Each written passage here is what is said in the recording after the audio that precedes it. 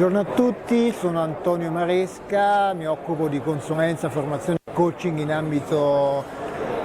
turistico, faccio di general marketing ma mi occupo anche dell'aspetto strategico. Oggi sono stato ospite di un interessante evento organizzato da Federalberghi dove ho parlato di transizione digitale e di innovazione, un argomento molto interessante che in qualche modo mi ha visto confrontarmi con i ragazzi dell'ITS ai quali ho condiviso una serie di opportunità che il mondo del turismo,